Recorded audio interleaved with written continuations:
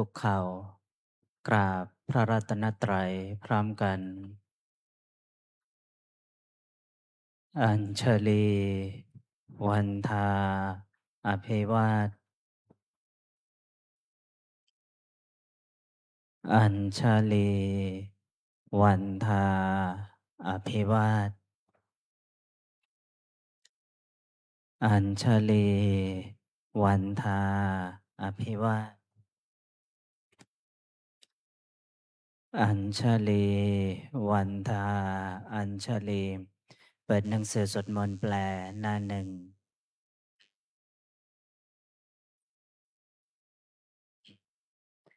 โยโสภะคะวะอะระหังสัมมาสัมพุทโธพระผู้มีพระภาคเจ้านั้นพระองค์ใดเป็นพระอรหันต์ดับเพลิงกิเลสเพลิงทุกข์สิ้นเชิง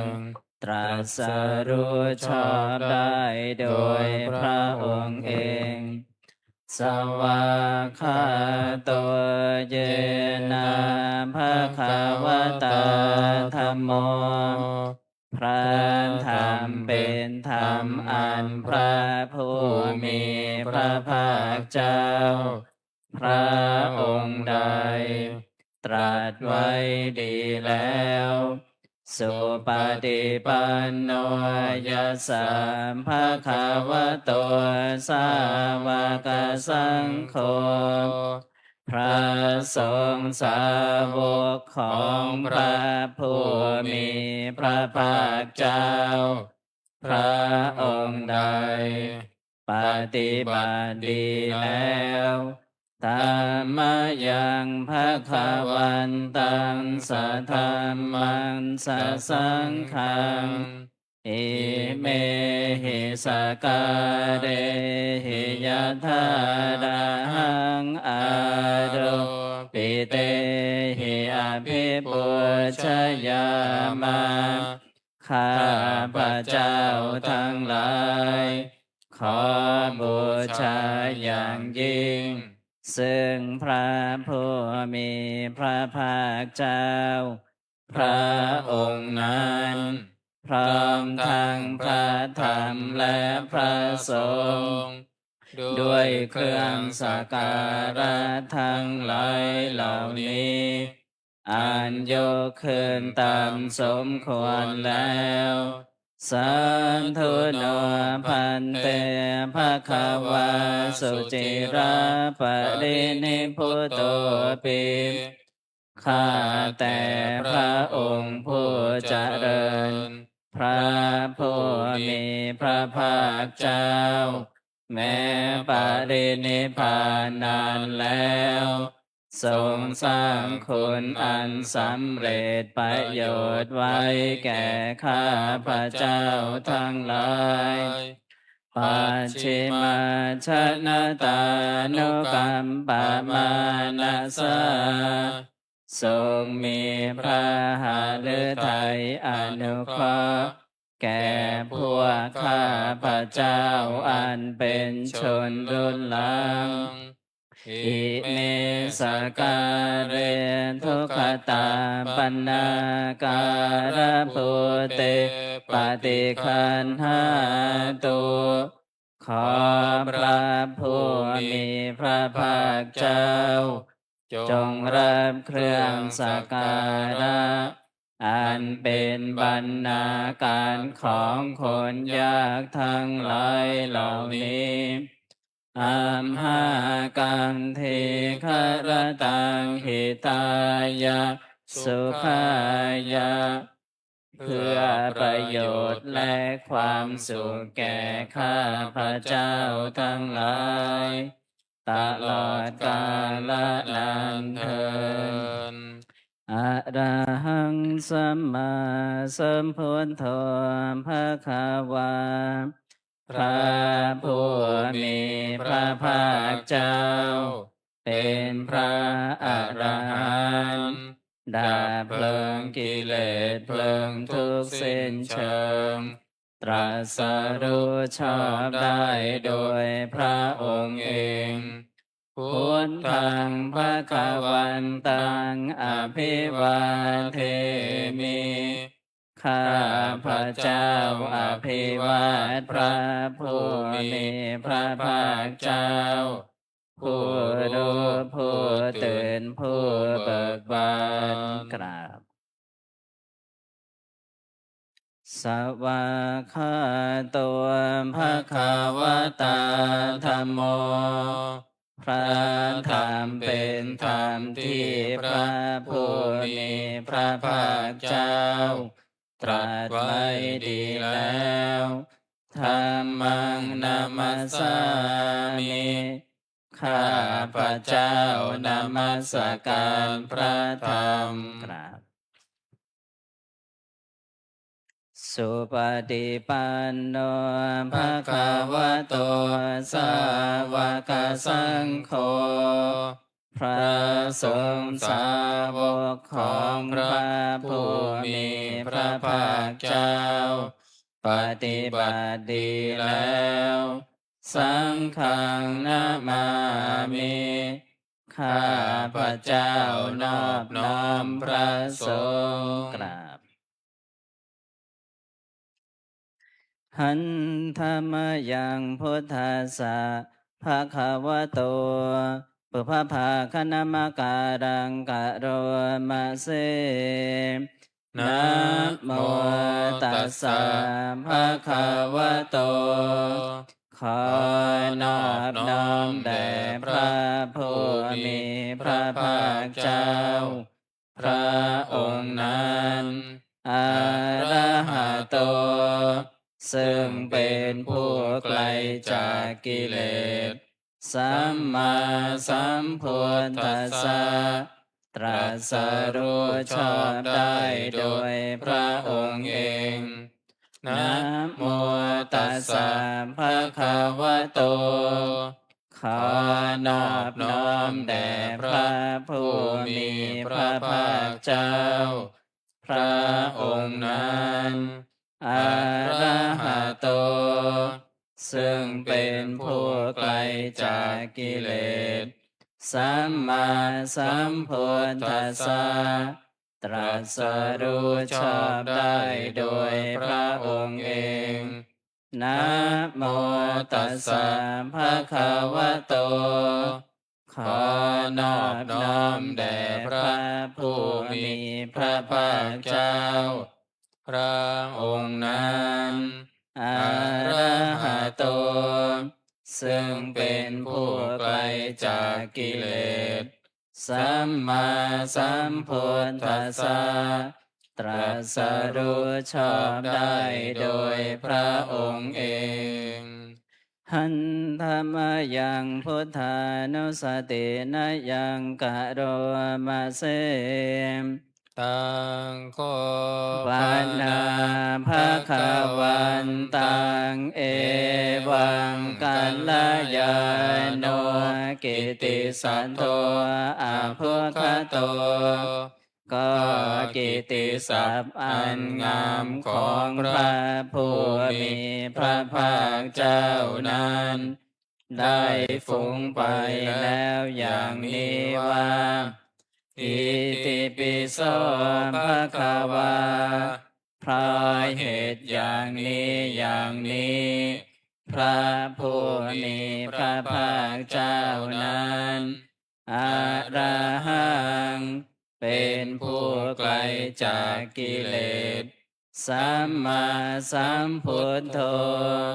เป็นผู้ตรัสรู้ชอบได้โดยพระองค์เองวิชชาจารณะสัมปันโนเป็นผู้ถึงพร้อมด้วยวิชชาและจารณะสุขโตเป็นผู้ไปแล้วด้วยดีโลกวิทูเป็นผู้รู้โลกอย่างแจ่มแจ้งอนุตตรปุริสธรรมสารถิ เป็นผู้สามารถฝึกบุรุษที่สมควรฝึกได้ ยังไม่มีใครยิ่งกว่า สัทธาเทวมนุษสานัง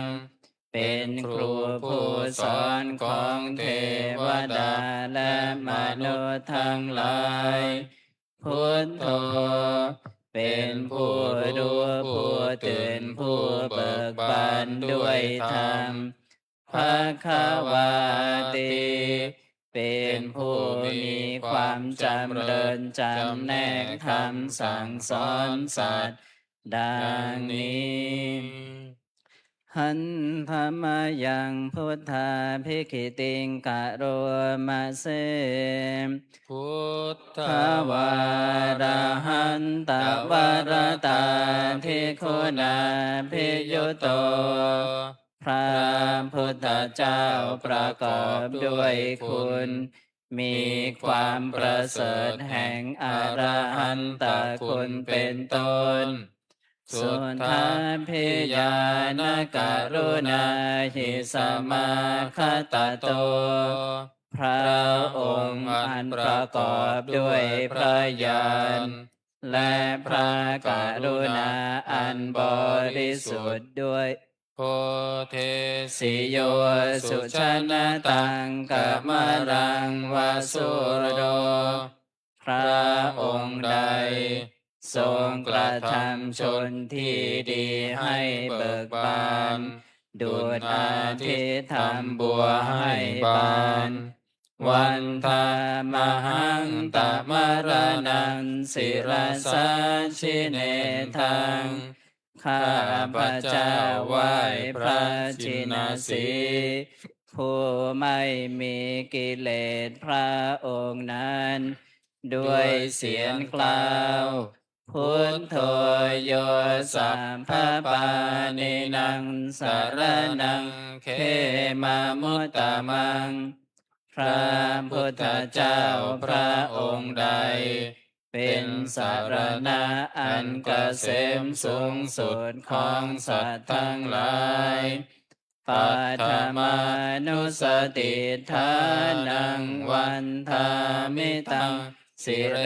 นะหัง ข้าพระเจ้าไหว้พระพุทธเจ้าพระองค์นั้น อันเป็นที่ตั้งแห่งความระลึกองค์ที่หนึ่งด้วยเสียงกล่าว พุท พุท ธั ธ ส สาหัสมิทาโสวะพุทโธเมสามิกิสโร ข้าพระเจ้าเป็นทาสของพระพุทธเจ้า พระพุทธเจ้าเป็นนาย มีอิสระเหนือข้าพระเจ้า พุทโธทุกขัสสะคาตาจะวิทาตาจะหิตัสสะเม พระพุทธเจ้าเป็นเครื่องกำจัดทุกข์และทรงไว้ซึ่งประโยชน์แก่ข้าพระเจ้า พุทธัสสะหังนิยาเทมิสริรันชีวิตันจิตัง ข้าพระเจ้ามอบกายถวายชีวิตนี้แด่พระพุทธเจ้า วันทันโตหังจาริสามิพุทธเสวสุโพธิตัง ข้าพระเจ้าผู้ไหวอยู่จักประพฤติตามซึ่งความตรัสรู้ดีของพระพุทธเจ้า นัตถิเมสารนังอัญญังพุทโธเมสารนังวรัง สารณะอื่นของข้าพระเจ้าไม่มี พระพุทธเจ้าเป็นสารณะอันประเสริฐของข้าพระเจ้า เอ เตนะสัจจวัชเชนะวัฏไทยังสัตถุสาสเน ด้วยการกล่าวคำสัตย์นี้ ข้าพระเจ้าพึงเจริญในพระศาสนาของพระศาสดา พุทธังเมวันธมาเนนะยังปุญญังปสุตังอิทาข้าพระเจ้าผู้ไว้อยู่ซึ่งพระพุทธเจ้า ได้ขวนขวายบุญใดในบัดนี้สัพเพปิอันตรายาเมมาเหสุงตัสสะเตชะสาอันตรายทั้งปวงอย่าได้มีแก่ข้าพระเจ้า ด้วยเดชแห่งบุญนั้น กายเยนะวาจายาวาเจตสาวาด้วยกายก็ดีด้วยวาจาก็ดีด้วยใจก็ดีพุทเทกุกามังปะกะตังมะยายังกามนาติเตียนอันใดที่ข้าพระเจ้ากระทำแล้วในพระพุทธเจ้า พุทโธปฏิคันหาตัวจยันตังขอพระพุทธเจ้าจงงดซึ่งโทษล่วงเกินอันนั้นกาลันตะเรสังวริตุงวาพุทเทเพื่อการสำรวมระวังในพระพุทธเจ้าในการต่อไปหันธรรมยังธรรมานุสตินะยังกะโรมาเสสวาคาโตภะคะวะตาธัมโมพระธรรมเป็นสิ่งที่พระผู้มีพระภาคเจ้า ตรัสไว้ดีแล้วสันทิฏฐิโกเป็นสิ่งที่ผู้ศึกษาและปฏิบัติพึงเห็นได้ด้วยตนเองอากาลิโกเป็นสิ่งที่ปฏิบัติได้และให้ผลได้ไม่จำกัดการเยหิปัสสิโกเป็นสิ่งที่ควรกล่าวกับผู้อื่นว่าท่านจงมาดูเถิดโอปานายิโกเป็นสิ่งที่ควรน้อมเข้ามาใส่ตัวปัจจตังเวทิตาโพวินโยหิติเป็นสิ่งที่ผู้รู้ก็รู้ได้เฉพาะตนดังนี้หันธรรมายังธรรมาภิกขิติงกะโรมาเสสวาคาตาตาทิคุณโย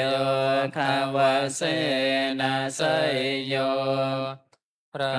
ธรรมเป็นสิ่งที่ประเสริฐเพราะประกอบด้วยคุณคือความที่พระผู้มีพระภาคเจ้า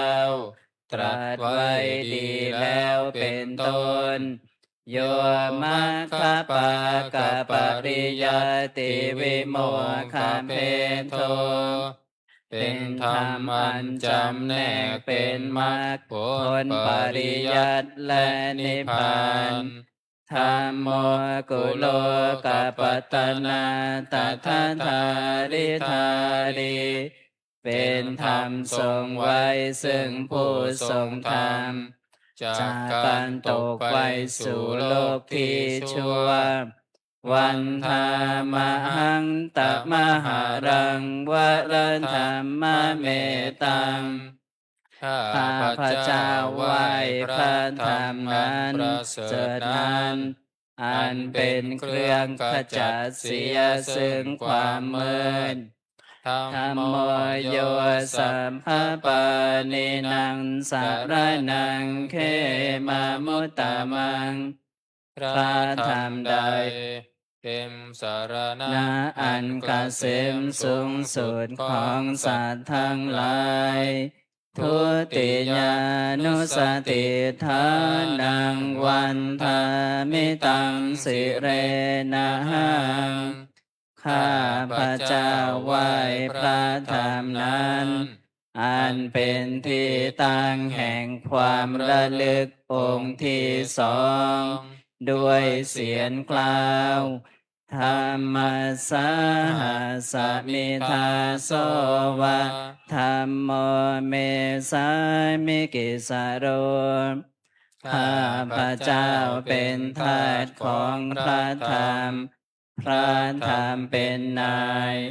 มีอิสระเหนือข้าพระเจ้าธัมโมทุกขัสสะคาตาจะวิทาตาจะหิตัสสะเม พระธรรมเป็นเครื่องกำจัดทุกข์และทรงไว้ซึ่งประโยชน์แก่ข้าพระเจ้าธรรมสังนิยาเทมิสริรันชีวิตันจิตังข้าพระเจ้ามอบกายถวายชีวิตนี้แด่พระธรรมวันทันโตหังจริสามิ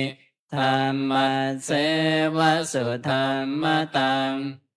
ข้าพระเจ้าผู้ไว้อยู่จากประพฤติตาม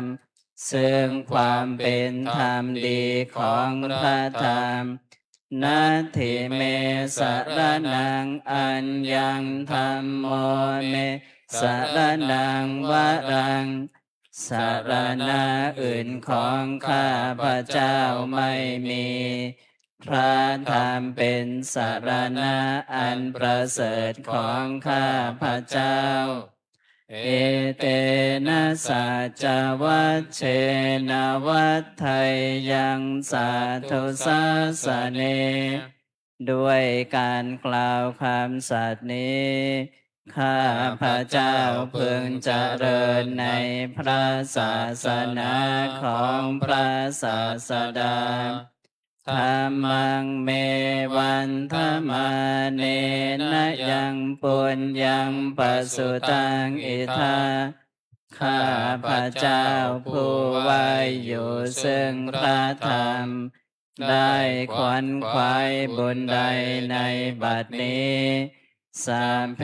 ปิอันตรายาเมมาเหสุงตัสสะเตชะสา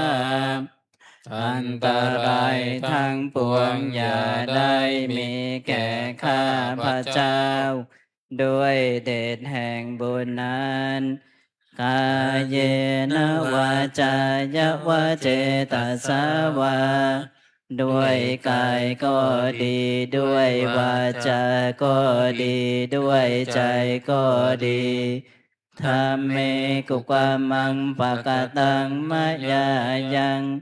กรรมหน้าติเตียนอันใดที่ข้าพระเจ้ากระทำแล้วในพระธรรม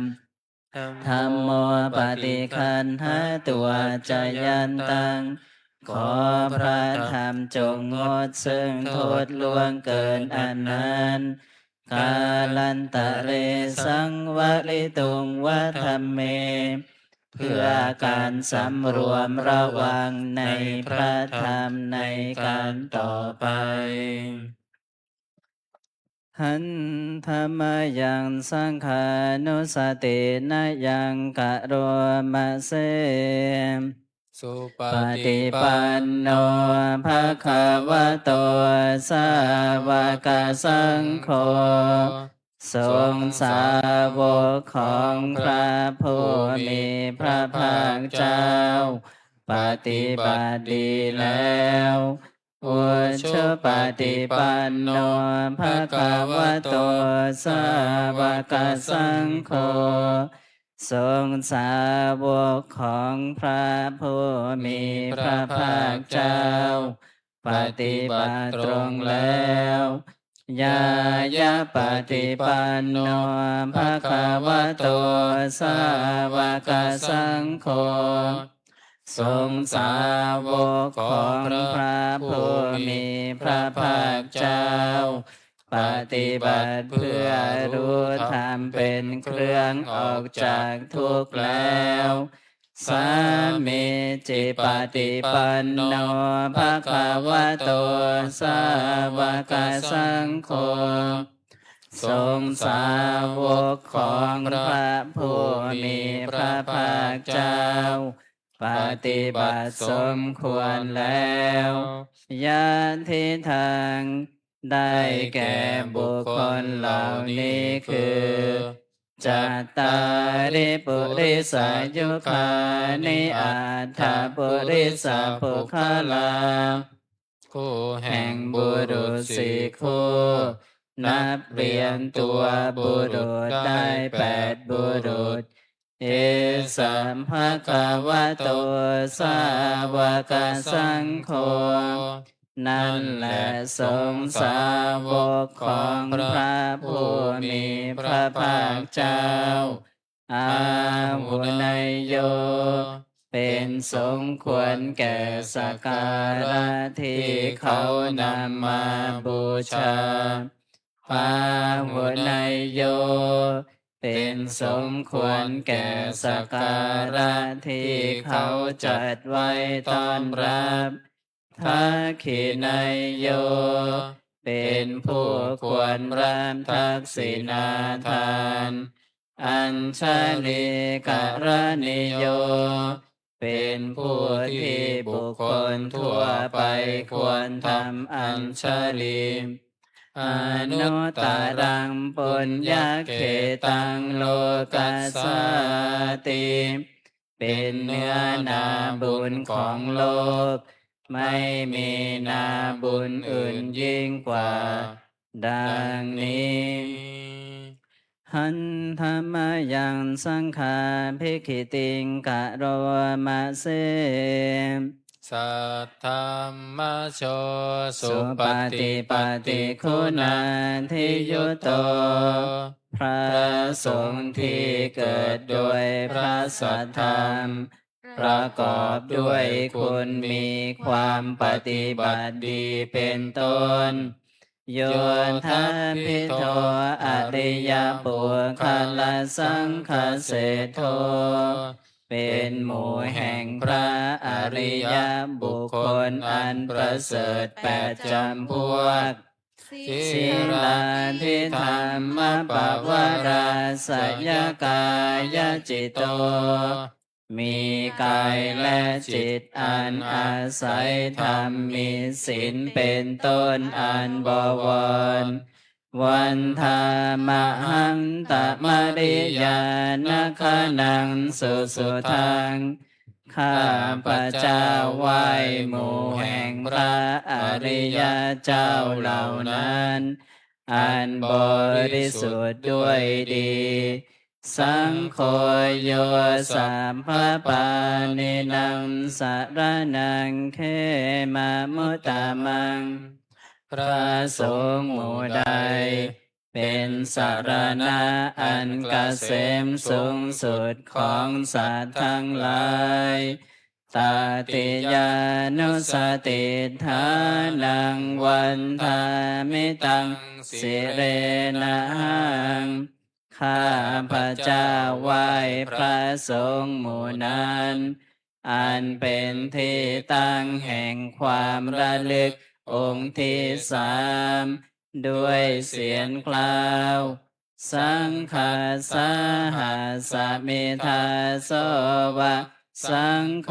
เมสามิกิสาโดข้าพระเจ้าเป็นทาสของพระสงฆ์พระสงฆ์เป็นนายมีอิสระเหนือข้าพระเจ้าสังโฆทุกขัสสะคาตาจาวิทาตาจาหิตัสสะเมพระสงฆ์เป็นเครื่องกำจัดทุกข์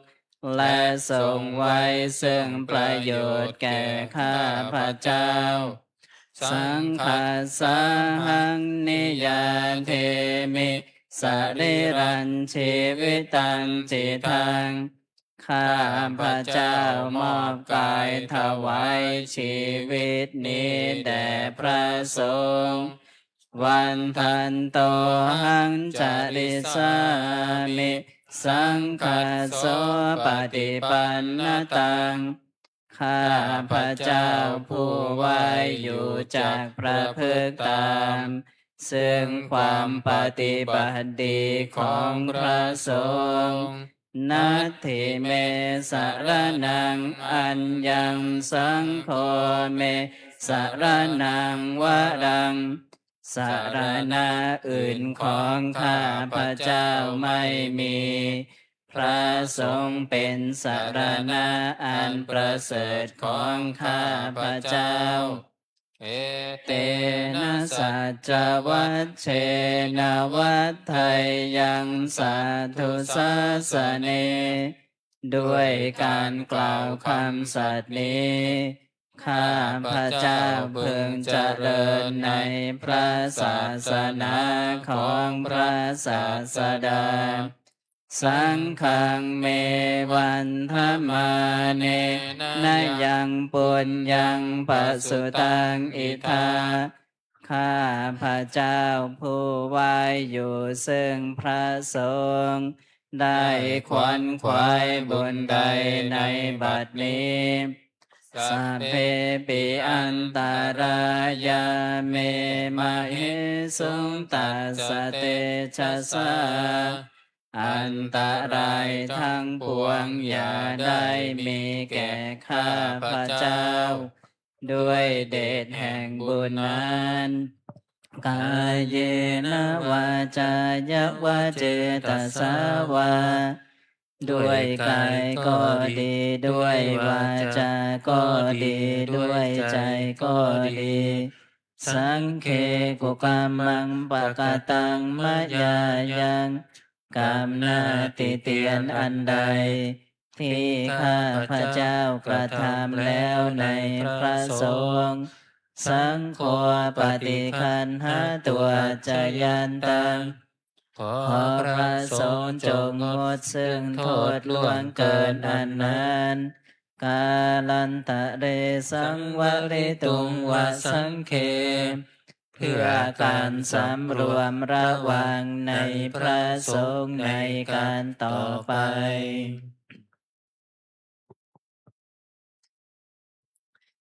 หันธรรมยังอติตาปัจจเวคณาปะทังภนามาเสอัจฉชัมมายาอปัจจเวคิตาวายังจีวรังปริพุตังจีวรใดอันเรานุ่งห่มแล้วไม่ทันพิจารณาในวันนี้ตังยาวะเทวะสิตัสสะปฏิฆาตายาจีวรนั้นเรานุ่งห่มแล้วเพียงเพื่อบำบัดความหนาวอุณหาสะปฏิฆาตายาเพื่อบำบัดความร้อนดังสามกัสสวะตาตาปัสสิริงสัมปัสสัมผัสสานังปฏิฆาตายาเพื่อบำบัดสัมผัสอันเกิดจากเหลือบยุงลมแดดและสัตว์เลื้อยคลานทั้งหลายยาวะเทวาหิริโกปินาปฏิชาธนาทังและเพียงเพื่อปกปิดอวัยวะอันให้เกิดความละอายอาชมายาอปัจจเวคิตาวายโยปินตปาตัวปริพุตโตบินดาบาตใดอันเราฉันแล้วไม่ทันพิจารณาในวันนี้โสเนวัฏวายาบินดาบาตนั้นเราฉันแล้วไม่ใช่เป็นไปเพื่อความเพลิดเพลินสนุกสนานมัทายา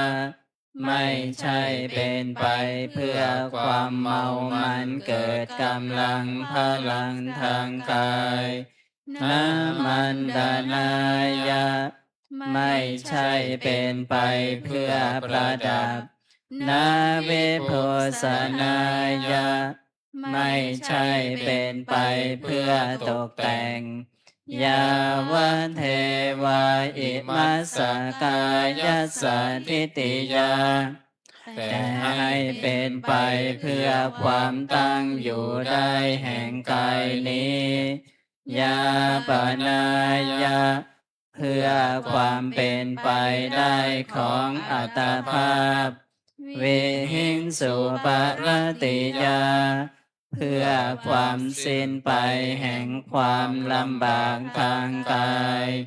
พระมจริยานุภายาเพื่ออนุเคราะห์แก่การประพฤติพรหมจรรย์อิติปุรานันจะเวทนังปฏิหังคามิด้วยการทำอย่างนี้เราย่อมระงับเสียได้ซึ่งทุกขเวทนาเก่าคือความหิวนาวันจะเวทนังนาอุปาเทสามิและไม่ทำทุกขเวทนาใหม่ให้เกิดขึ้นยาตราจะเมภวิสติอนาวัชตาจะพาสวิหารโรจาติอันหนึ่งความเป็นไปโดยสะดวกแห่งอัตภาพนี้ด้วยความเป็นผู้หาโทษมิได้ด้วยและความเป็นอยู่โดยพาสุขด้วยจากมีแก่เราดังนี้อาชัมมยาอปัจจเวคิตาวายังเสนาสนังปริพุตังเสนาสนะใดเราใช้สอยแล้วไม่ทันพิจารณาในวันนี้ตังยาวันเทวสิตัสสะปฏิฆาตายาเสนาสนะนั้นเราใช้สอยแล้วเพียงเพื่อบำบัดความหนาวอุณหาสะปฏิฆาตายาเพื่อบำบัดความร้อนดังสมกัสสวตาตปัสสิริงสัมปัสสัมปัสสานังปฏิฆาตายาเพื่อบำบัดสัมผัสอันเกิดจากเหลือบยุงลมแดดและสัตว์เลื้อยคลานทั้งหลายยาวันเทวะอุตุปริสัยยาวิโนทานังปฏิสัลลานารามทังเพียงเพื่อบรรเทาอันตรายอันพึงมีจากดินฟ้าอากาศและเพื่อความเป็นผู้ยินดีอยู่ได้ในที่หลีกเร้นสำหรับภาวนาอาชัมมยาอปัจจเวคิตาวายโยคิลานะปัจจยเพสัชชะปริคาโรปริพุตโตคิลานะเพสัชบริขารใดอันเราบริโภคแล้วไม่ทันพิจารณาในวันนี้โสยาวันเทวาอุปันนานังไวยาภาธิกานังเวทนานังปฏิฆาตายาคิลานาเพสัชบริขารนั้นเราบริโภคแล้วเพียงเพื่อบำบัดทุกขเวทนาอันบังเกิดขึ้นแล้วมีอาพาธต่างๆเป็นมูลอาภยาปัจฉปรมาตายาติเพื่อความเป็นผู้ไม่มีโรคเบียดเบียนเป็นอย่างยิ่งดังนี้ หันธรรมยังอุทิสนาทิฏฐานะคาทายโยภะนามาเสอิมินาปุญญากรรมเมนะด้วยบุญนี้อุทิศให้อุปัชฌายาคุณตราอุปัชฌาย์ผู้เลิศคุณอาจาริโยปการาจาและอาจารย์ผู้เกื้อหนุนมาตาปิตาจายาตากาทั้งพ่อแม่และปวงญาติสุริโยจันทิมาราชาสุนจันทร์และราชาคุณวันตานราปิจาผู้ทรงคุณหรือผู้ทรงชาติพระมาลาจาอินทาจาพรหมันและอินทราชโลกาปาลาจาเทวตาทั้งถวยเทพและโลกาบาลยะโมนิตามนุสาจาโยมาราชมนุษย์มิตรมัชฌตาเวริกาปิจาผู้เป็นกลางผู้จองพลานสัพเพสัตตาสุขีหนตุ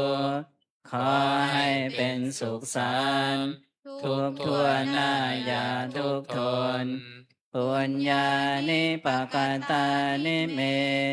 บุญพ้องที่ข้าทำจงช่วยอำนวยสุภผล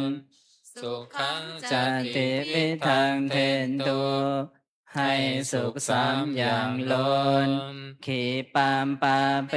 ทาวมะตังให้รู้ถึงนิพพานพลันอิมินาปุญญากรรมเมนะด้วยบุญนี้ที่เราทำอิมินาอุทิศเสนาจาและอุทิศให้ปวงสัตว์ขีปาหังสุลาเพเจวาเราพลันได้ซึ่งการตัดการหุปาทานาเชทนังตัวตัณหาอุปาทานเยสันตาเนหินาธรรมาสิ่งชั่วในดวงใจยาวานิพพานตัวมะมังกว่า เราจะถึงนิพพาน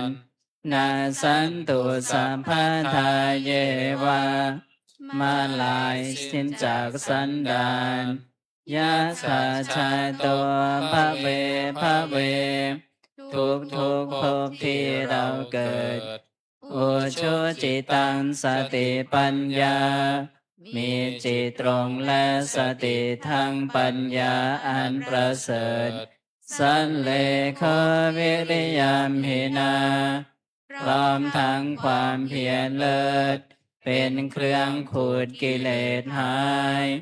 มาลาลพันตุโนกาสังโอกาสอย่าพึงมีแก่หมู่มันสิ้นทั้งหลายกาตุนจาวิริเยสุเมเป็นช่องประทุสรายทำลายล้างความเพียรจมพุทธา ทานทิปวโรนาโทพระพุทธผู้บวรนาถธรรมโมนาโทวรุตโมพระธรรมที่พึงอุดม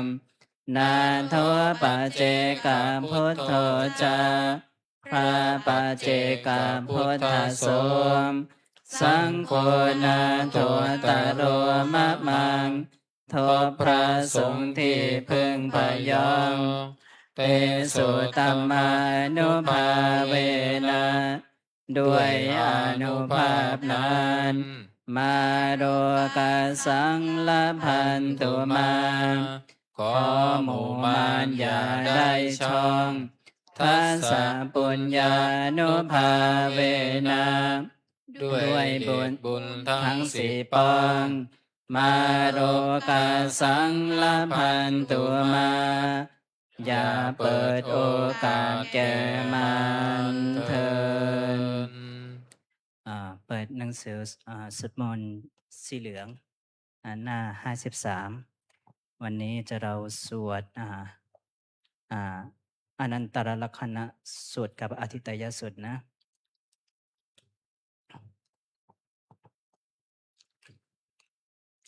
นะโมตัสสะภะคะวะโตอะระหะโตสัมมาสัมพุทธัสสะ นะโมตั ตั ส ส สะ สะ ภะ ภะ คะ คะ วะ วะ โต โต อะ อะ ระ ระ หะ หะ โต โต สั สั ม ม มา มา สั สั ม ม พุ พุ ท ท ธั ธั ส ส สะ สะ นะ นะ โม โม ตั ตั ส ส สะ สะ ภะคะ วะ วะ โต โต อะ อะ ระ ระ หะ หะ โต โต สั สั ม ม มา มา สั สั ม ม พุ พุ ท ท ธั ธั ส ส สะ สะ พุทธังสารนังคั คั จ จ ฉา ฉา มิ มิ ธั ธั ม ม มั มั ง ง สารนั นั ง ง คั คั จ จ ฉา ฉา มิ มิ สั สั ง ง ฆั ฆั ง ง สา สาร า นั นั ง ง คั คั จ จ ฉา ฉา มิ มิ ทุ ทุ ติ ติ ยั ยั ม ม ปิ ปิ พุทธัง สา รา รา นั นั ง ง คั คั จ จ ฉา ฉา มิ มิ ทุ ทุ ติ ติ ยั ยั ม ม ปิ ปิ ธั ธั ม ม มั มั ง ง สา สา รา รา นั นั ง ง คั คั จ จ ฉา ฉา มิ มิ ทุติ ยั ยั ม ม ปิ ปิ สั สั ง ง ฆั ฆั ง ง สา สา รา รา นั นั ง ง คั คั จ จ ฉา ฉา มิ มิ ตติยัมปิ พุ พุ ท ท ธั ธั ง ง สา สา รา รา นั นั ง ง คัจ ฉามิ ต ต ติ ติ ยั ยั ม ม ปิ ปิ ธั ธั ม ม มั มั ง ง สารา นั นั ง ง คั คั จ จ ฉา ฉา มิ มิ ต ต ติ ติ ยั ยั ม ม ปิ ปิ สั สั ง ง ฆั ฆั ง ง สา สา รา รา นั นั ง ง คั คั จ จ ฉา ฉา มิ มิ เปิดไปหน้า93 เอวังเมสุตัง เอกังสัมมายังภะคะวา ภาราณสียังอิสรติอิสิปตาเน มิคทาเยตาตาระโคภะคะวา ปัญจวัคคีย์เยภิกขุอามันเต สิรู ปั ปั ง ง ภิ ภิ ก ก ข ข เว เว อ อ นั นั ต ต ตา ตา รู รู ปั ปั ญ ญ จ จ หิ หิ ทั ทั ง ง ภิ ภิ ก ก ข ข เว เว อ อัต นั ตา อ อ ภา ภา วิ วิ ส ส าน น ยิ ยิ ทั ทั ง ง รู รู ปั ปั ง ง อา อา ภา ภา ทา ทาย ะ ย สั สั ง ง วา วั เต เต ย ย ลา ลา เพ เพ ท ท จา จา รู รู เป เป เอ เอ วั วั ง ง เม เม รู รู ปั ปั ง ง โห โห ตุ ตุ เอ เอ วั วั ง ง เม เม รูปัง มาอโหสิ สิ ติ ติ ยั ยั ส ส ส ส มา มา จ จ า า โค โค ภิ ภิ ก ก ข ข เว เว รู รู ปั ปั ง ง อ อ นั นั ต ต ตา ตา ตั ตั ส ส ส ส มา มา รู รู ปั ปั ง ง อา อา ภา ภา ทา ทายย สั สั ง ง วาว า ต ต ติ ติ นั นั จ จ จ จ า ล ลั ั ม ม ภ ภ ติ ติ รู รู เป เป เอ เอ วั วั ง ง เม เม รู รู ปั ปั ง ง โห โห ตุ ตุ เอ เอ วั วั ง ง เมรู รู ปั ปั ง ง มา มาอ อ โห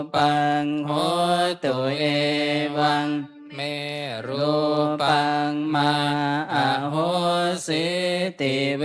ท ท นา นา อ อ นั นั ต ต ตา ตา เว เว ท ท นา นา จ จ หิ หิ ทั ทั ง ง ภิ ภิ ก ก ข ข เว เว อั อั ต ต ตา ตา อ อ ภา ภา วิ วิ ส ส าน น ยิ ยิ ทั ทั ง ง เว เว ท ท นา นา อา อา ภา ภา ทา ทาย ย ย สั สั ง ง วาว า เต เต ย ย ลา ลา เพ จ ทจเวท ท นา นายะเอ เอ วั วั ง ง เม เม เว เว ท ท นา นา โห โห ตุ ตุ เอ เอ วั วั ง ง เม เม เวทนามาอ อ โห โห สิ สิ ติ ติ ยั ยั ส ส ส ส มา มา จา จา โค โค ภิ ภิ ก ก ข ข เว เว เว เว ท ท นา นา อ อ นั นั ต ต ตา ตา ตั เว สส ส มา มา เว เว ท ท นา นา อา อา ภา ภา ทา ทาย ย ย สั สั ง ง วาว า ต ต ติ ติ นั นั จ จ จา จา ลา ลา ภ ภ ติ ติ เว เว ท ท นา นา เอย เอ วั วั ง ง เม เว เว ท ท นา นาโห โห ตุ ตุ เอ เอ วั วั ง ง เม เม เว เว ท ท นา นา มา มา อ อ โห โห สิ สิ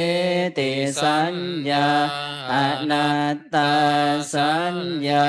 จ จะ หิ หิ ทั ทั ง ง ภิ ภิ ก ก ข ข เว เว อั อั ต ต ตา ตา อ อ ภา ภา วิ วิ ส ส น น ยิ ยิ ทั ทั ง ง สั สั ญ ญ ญา ญา อา อา ภา ภา ทา ทาย ย ย สั สั ง ง วาว า เต เต ย ย ลา ลา เพ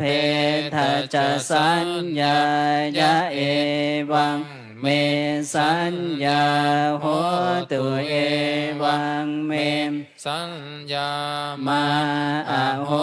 สิติยัสสมาจะโคภิกขเวสัญญาอนัตตาตัสสมา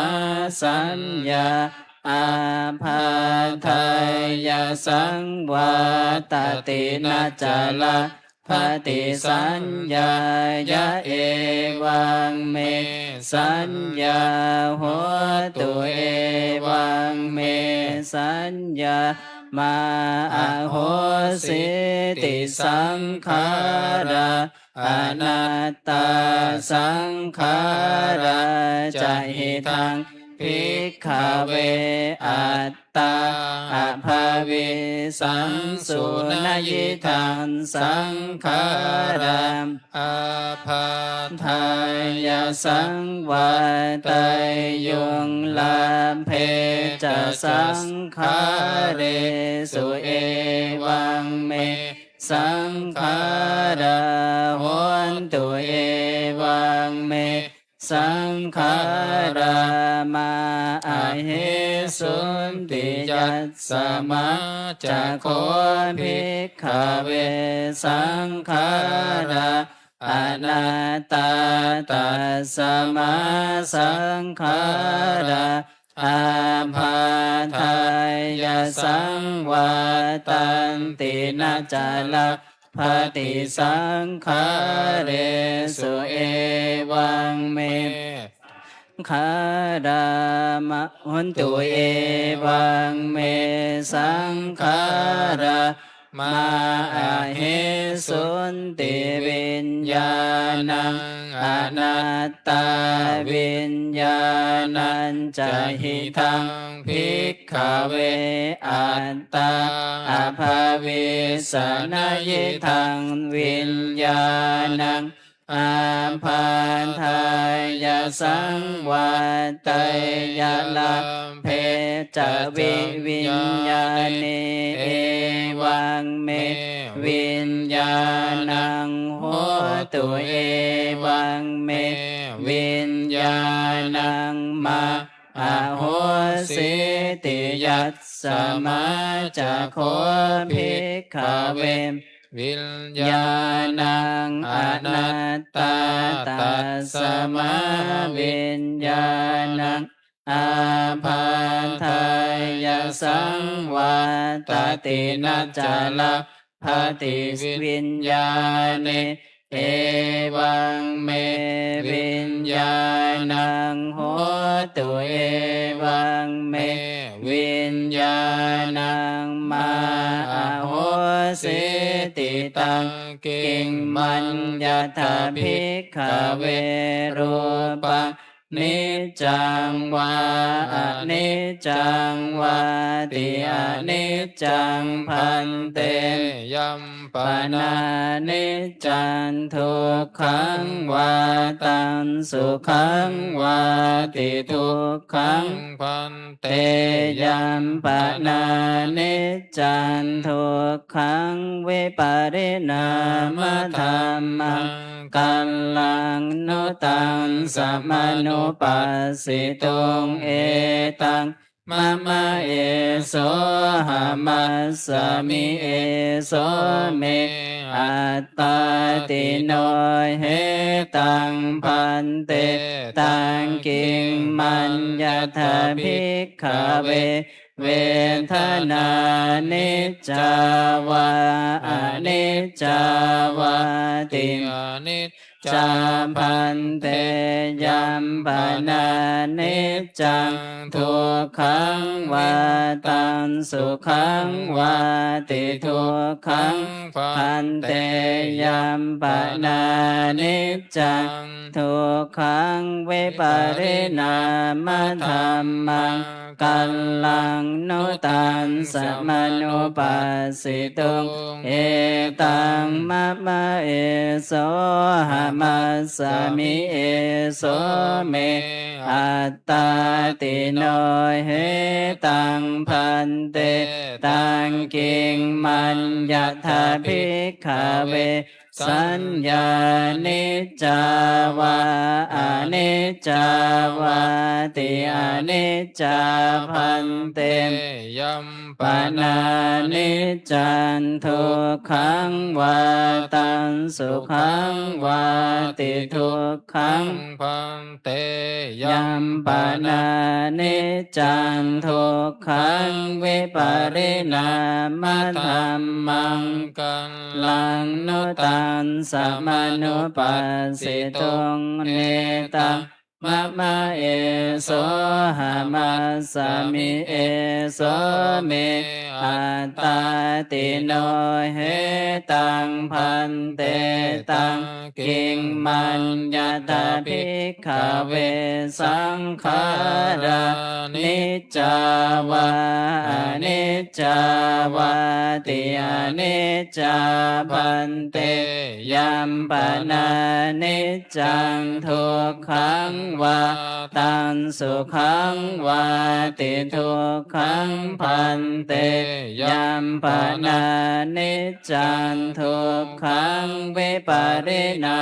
มธรรมังกัลลังนุตังสัมมานุปัสสิตุงเอตังมะมะเอโสหามัสสามิเอโสเมอัตตาติโนเหตังพันเตตังกิงมัญญทาภิกขเววิญญาณังนิจจังวาอนิจจังวาติอนิจจังพันเตยัมปนานิจจังทุกขังวาตังสุขังวาติทุกขังพันเตยัมปนานิจจังทุกขังวิปริณามธรรมังกัลลังโนตังสัมมานุปัสสิตุงเอตังมะมะเอโสหามาสามิเอโสเมอัตตาติโนเหตังพันเตตัสสมาติหาภิกขเวยังกินจิรูปังอติตานาคตาปัจจุปันนังอาชาตังวาพหินทาวาโอลาริกังวาสุขมังวาหินังวาปะเนตังวายันทุเรสันติเกวาสัพพังรูปังเนตังมะมะเนโสหามาสามินะเมโสอัตตาติเอวะเมตังยะถาภูตังสัมมาปัญญายะถาตาพังยากาจิเวทนาอติตานาคตาปัจจุปันนาอัจฉตาวาพหิตาวาโอลาลิกาวาสุขมาวาหินาวาปะเนตาวายาทุเรสันติเกวาสัพพะเวทนาเนตังมะมะเนโสหามัสสามินะเมโสเมตาติเอวะเมตังยะถาภูตังสัมมาปัญญายะถาตาพังยากาจิสัญญาอติตานาคตปัจจุปันนาอัจฉตาวาพหิตาวาโอลาลิกาวาสุขมาวาหินาวาปะเนตาวายาทุเรสันติเกวาสัมภาสัญญาเนตัง มะมะเนโสหามัสสมินะเมโส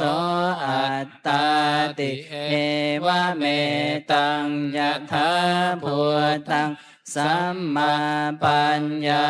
ยะถาตาพังเยกิจิสังขารา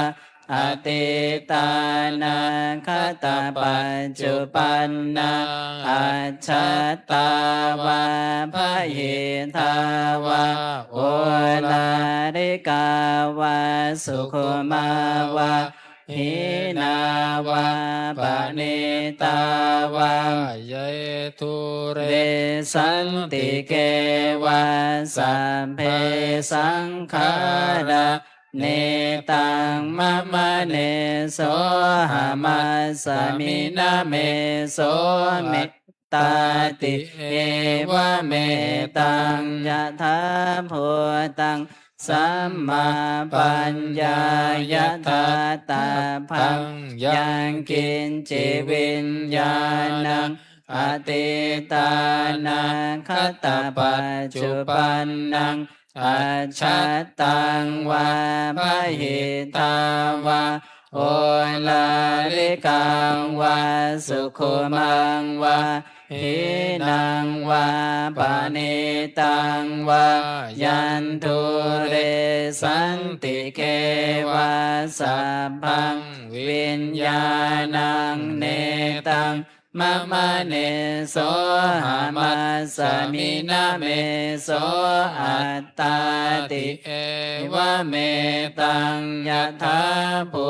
ตังสัมมาปัญญายะถาตาพังเอวะปัสสังภิกขเวสุตวาอริยสาวกโกรูปัสสมิงปินิพินทติเวทนายะปินิพินทติสัญญายะปินิพินทติสังขาเรสุปินิพินทติวิญญานัสสมิงปินิพินทตินิพิทังวิราชติวิราคาวิโมจจติวิมุตตัสสมิงวิมุตตามิติญาณังโหติขีนาชาติวุสิตังพรหมจาริยังกตังกรณียังนาปรังอิทัตตายาติปชานาติ อิธามะโวจะภะคะวาอัตตมนาปัญจวัคคียาภิกขุภะคะวะโตภาสิตังอภินันทุงอิมัสสมินจะปะนะเวยากะดานาสมิงพัญญมาเนปัญจวัคคียานัมภิกขุนังอนุปาทายะอาสเวหิจิตตานิวิมุตจิงสุติหน้า98เอวังเมสุตังเอกังสมยังภะคะวังขยายังวิหารติขยาสิเสส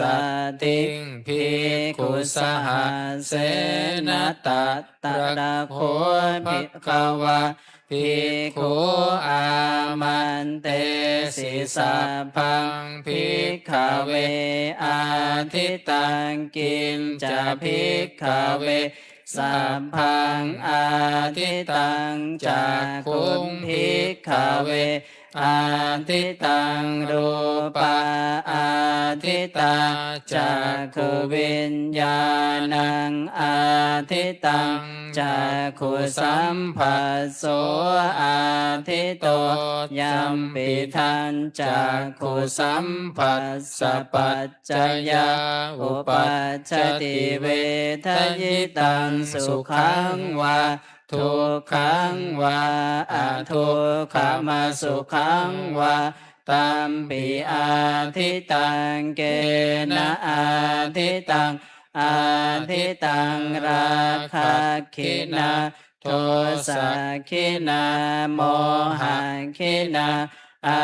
ทิตัญชาติยาชรามรเนนะโสเกหิปริเทเวหิทุเขหิโทมานาเสหิอุปายาเสหิอาทิตันติวัฏามิ โสตัง อาทิตังสัทธาอาทิตังเวทยิตังสุขังวาทุกขังวาอทุกขมาสุขังวาตัมปิ อาทิตัง เกนะอาทิตังอาทิตังราคะคินาโทสะคินาโมหะคินาอาทิตัญชาติยาชรามรเนนะโสเกหิปริเทเวหิทุเขหิโตมานาเสหิอุปายาเสหิอาทิตันติวัฏามิ คานัง อาทิตังคันธาอาทิตาคานวิญญาณังอาทิตังคานสัมปัสโสอาทิโตยัมปิทังคานสัมปัสสะปัจจยาอุปัชฌติเวทยิตังสุขังวาทุกขังวาอทุกขมาสุขังวาตัมปิอาทิตังเกนะอาทิตังอาทิตังราคะคินาโทสะคินาโมหะคินาอาทิตังชาติยาชรามรเนนะโสเกหิปริเทเวหิทุเขหิโทมานาเสหิอุปายาเสหิอาทิตันติวัฏามิ ชิวหา อาทิตารสาอาทิตาชิวหาวิญญาณังอาทิตังชิวหาสัมปัสโสอาทิโตยัมปิตังชิวหาสัมปัสสะปัจจยาอุปัชฌติเวทยิตังสุขังวาทุกขังวาอทุกขมาสุขังวา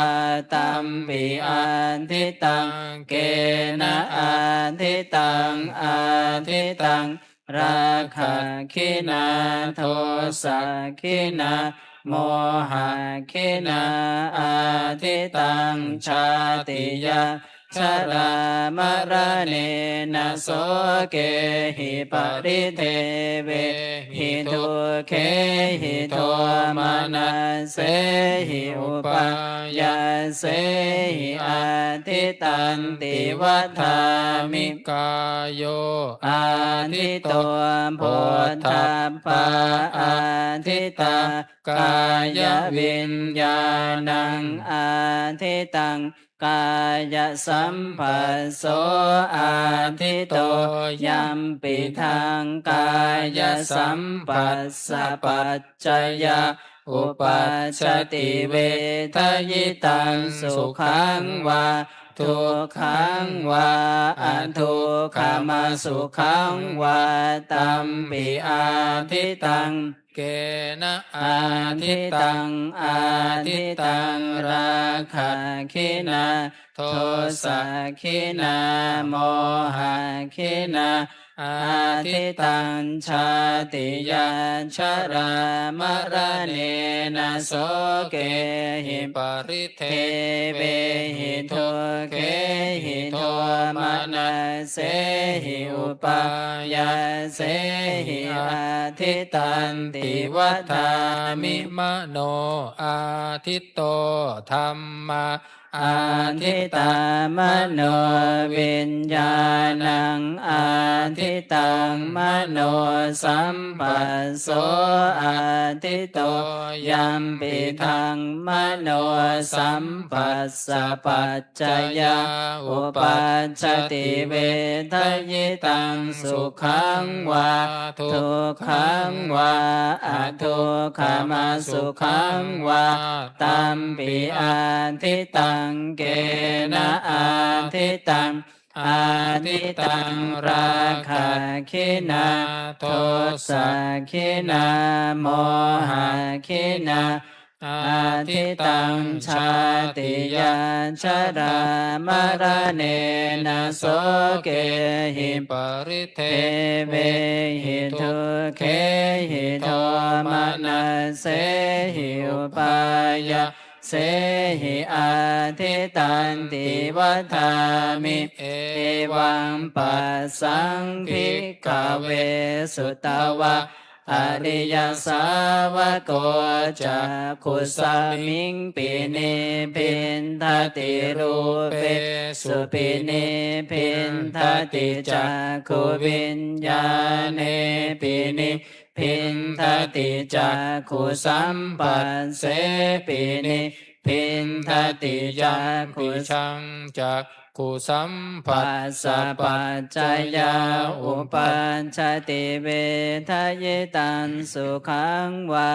ทุกขังวาอทุกขมาสุขังวาตัสสมิงปินิพินทติโสตัสสมิงปินิพินทติสันเทสุปินิพินทติโส โสตวิญญาเน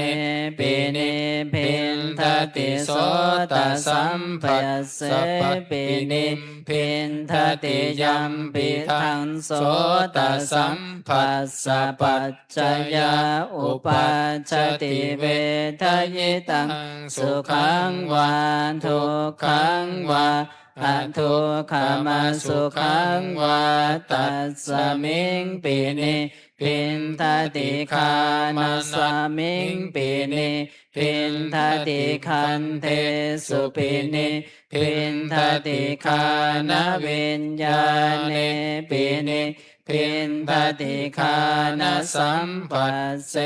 ปินิพินทติยัมปิทังคานะสัมปัสสะปัจจยาอุปัชชติเวทยิตังสุขังวา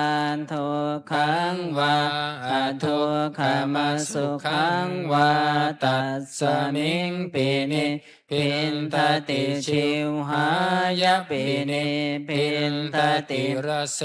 สุปินิ นิพินทติชิวหาวิญญาเนปินิพินทติชิวหาสัมปัสเสปินิพินทติยัมปิทัง ชิวหาสัมผัสสะปัจจยาอุปั ปั ช จ ช ช ติ ติ เว เวทยิตังสุขังวาทุกขังวาอทุกขมาสุขังวา ตัสส ส มิ มิ ง ง ปิ ปิ นิ นิ พิ พิ น น ท ท ติ ติ กายัสสมิงปินิพินทติโพธัพเพสุ สุ ปิ นิ นิ พินทติกายวิญญาเนปินิพินทติกายสัมปัสเสปินิพินทติยัมปิทังกายสัมปัสสะปัจจยาอุปัชชติเวทยิตังสุขังวาทุกขังวาอทุกขมาสุขังวาตัสสมิงปินิพินทติมนัสสมิงปินิพินทติธรรมเมสุนิพินทติมโนวิญญาเนปินิพินทติมโนสัมปัสเสปินิพินทติยัมปิชังมโนสัมปัสสะปัจจยาอุปัชชติเวทยิตังสุขังวาทุกขังวา อทุกขมาสุขังวาตัสสมิงปินิพินทตินิพินทาวิรัชติวิราคาวิโมจจติวิโมตตัสสมิงวิโมตตมิติญาณังโหติขีนาชาติวุสิตังพรหมจาริยังกตังกรณียังนาปรังอิทธัตตายาติปชานาติติอิทัมโวจะภควาอัตตมนาเตภิกขุภควโตภาสิตังอภินันทุงอิมาสมิงจะปนะเวยากรณัสสมิงพัญญมาเนตัสสะภิกขุสหัสสะอนุปาทายะอัสสะเวหิจิตตา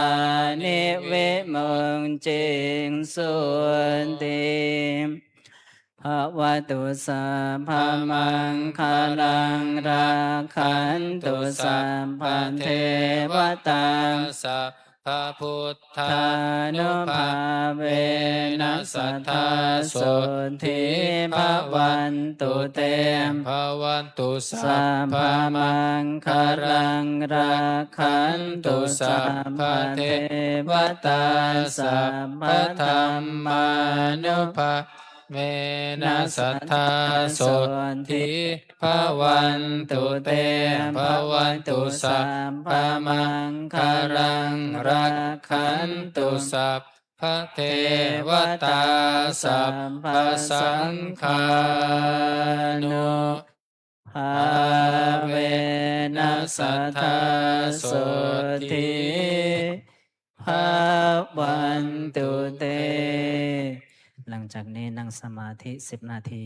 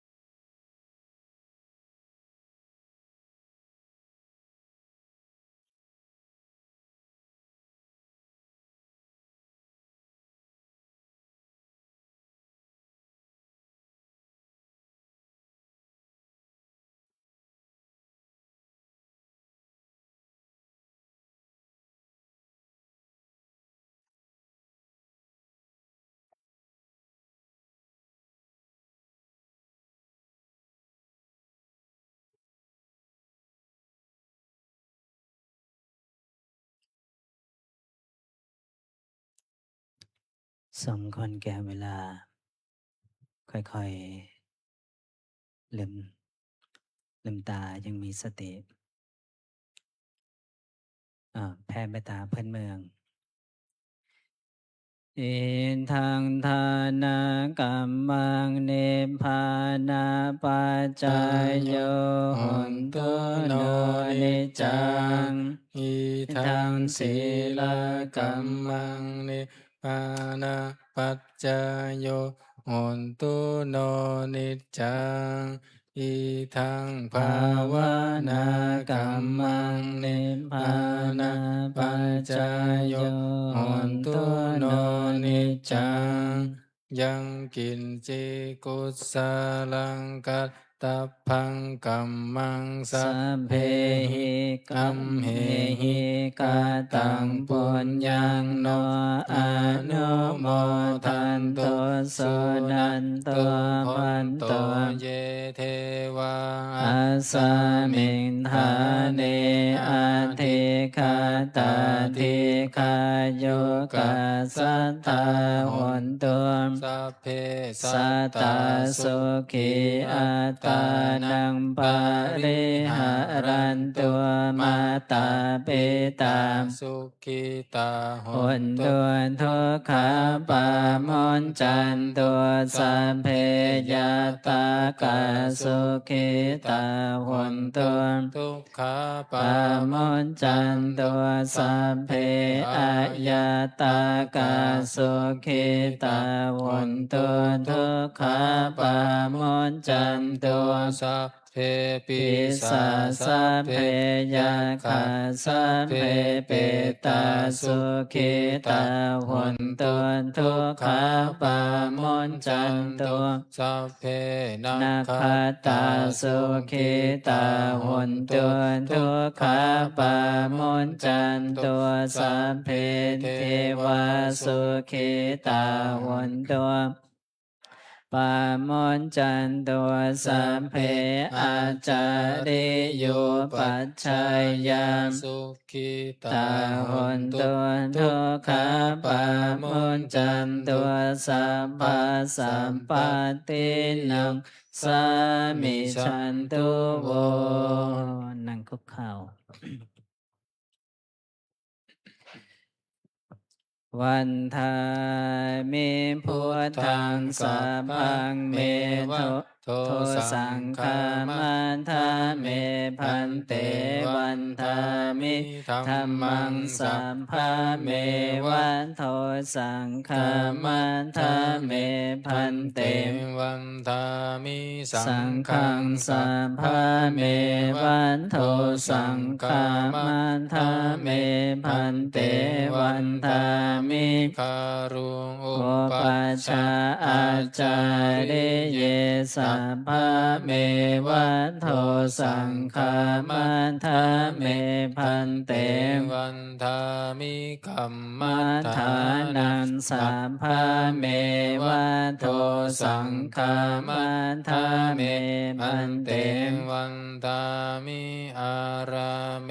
พันทัสสีมังสัพพะเมวะโทสังฆามันทาเมพันเตวันทามิเจติยังสัพพังสัมพันธาเนสุปฏิทิตาสาริรันทาตุมหาโพธิพุทธารูปังสกาลังสัทธานาคาโลเกเทวะโลเกพรหมโลเกชัมพุทธิเปลังกาทิเปสาริรันทาตุโยเกสันทาตุโยอะระหันตันทาตุโยเจติยังคันทาคุติงจตุรสิติสหัสเสธรรมขันเทสัพเพสัมปาทเจติยังอาหังวันทามิสัพพโสอัญชลีวันทาอภิวาอัญชลีวันทา อัญชลีวันทา อัญชลีวันทา อัญชลีขอขมาพระรัตนตรัยพร้อมกัน วันทามิพันเตสัพพังอาปาราทังขะมาทามิพันเตมะยากาตังปุญญังสามินาอนุโมทิตาพังสามินากาตังปุญญังไมหังทาทาพังสาธุสาธุอนุโมทามิ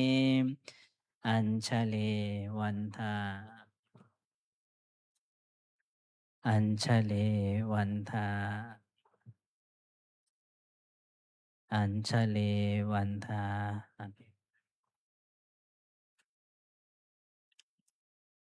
นิมนต์พระกราบพระเถระก่อนแล้วก็เจริญพรแม่ชีโยคีกราบที่หลัง อัญชลีวันทาอาเพวาอัญชลีวันทา อัญชลีวันทา อัญชลีวันทา อัญชลี เรียนเชิญแม่ชีโยคีทุกท่านน้อมกราบพระอาจารย์พร้อมกันค่ะ อัญชลี วันทา อภิวาทอัญชลี วันทา อภิวาทอัญชลี วันทา อภิวาทอัญชลี วันทา อัญชลี